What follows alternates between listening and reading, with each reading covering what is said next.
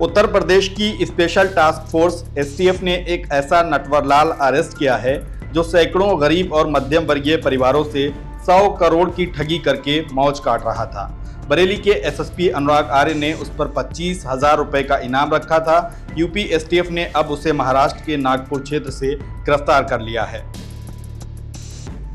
इस ठग का नाम ज्ञानेश पाठक है, जो मूल रूप से प्रयागराज के काफ ग्रांड टोला रानी मंडी का रहने वाला है। एलएलबी और जर्नलिज्म की पढ़ाई करने वाले ज्ञानेश पाठक ने साल 2012 में अपने 8 दोस्तों के साथ मिलकर 2 संस्थाएं बनाई, JKV real estate developer limited और JKV multi credit cooperative society limited. इन दोनों संस्थाओं के हेड ऑफिस लखनऊ में रखे।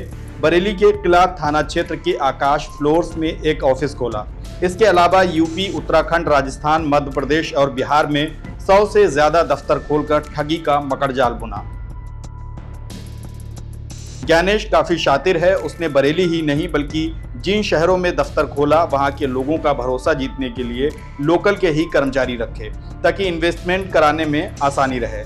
जब उसकी नीयत पर लोगों को शक होने लगा तो हर ठग की तरह एक दिन सारी जमा पूंजी लेकर फरार हो गया। बरेली में नवाबगंज तहसील के लाड़पुर उस्मानपुर गांव के अनीस ने वर्ष 2022 में ज्ञानेश और उसकी कंपनी के खिलाफ धोखाधड़ी का मुकदमा दर्ज कराया था। उसके बाद से बरेली में उस पर पैसा लगाने वालों ने ज्ञानेश की शक्ल नहीं देखी। ज्ञानेश पर बरेली में ही 10 मुकदमे दर्ज हैं। 5 राज्यों में उस पर कुल 39 मुकदमे हैं। इसमें हाथरस, बाराबंकी, सिद्धार्थनगर, अमरोहा, बिजनौर, सहारनपुर, शामली, एटा, आगरा, मुरादाबाद, बस्ती, संभल और उत्तराखंड के हरिद्वार, उधम सिंह नगर, देहरादून में भी एफआईआर दर्ज हैं। उत्तराखंड पुलिस ने ज्ञानेश पर 50,000 रुपए का इनाम घोषित कर रखा है। इसी साल 5 जुलाई को बरेली के एसएसपी अनुराग आर्य ने ज्ञानेश की काली करतूतों का चिट्ठा देखा तो दंग रह गए। एसएसपी ने ज्ञानेश की धरपकड़ के लिए पुलिस एक्टिव कर दी और उस पर 25,000 रुपए का इनाम घोषित कर दिया। एसटीएफ भी उसकी तलाश में जुट गई और उसे अब नागपुर से खोज लिया गया है। एसटीएफ ज्ञानेश को रिमांड पर लेकर बरेली पहुंच रही है। यूपी एसटीएफ के एसएसपी घुले सुशील चंद्रभान के मुताबिक ज्ञानेश पाठक पर धोखाधड़ी के कई मामले दर्ज हैं। वह कंपनी खोलकर लोगों का पैसा निवेश कराता था और बाद में फरार हो जाता था। उससे पूछताछ की जा रही है।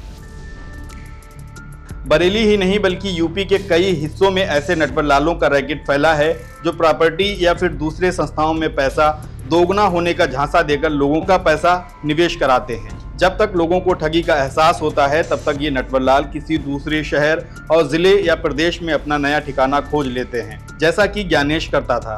कानून और जर्नलिज्म की पढ़ाई करने वाले ज्ञानेश ने सैकड़ों लोगों की जमा पूंजी हड़प ली और अब वे इसे वापस पाने के लिए भटक रहे हैं।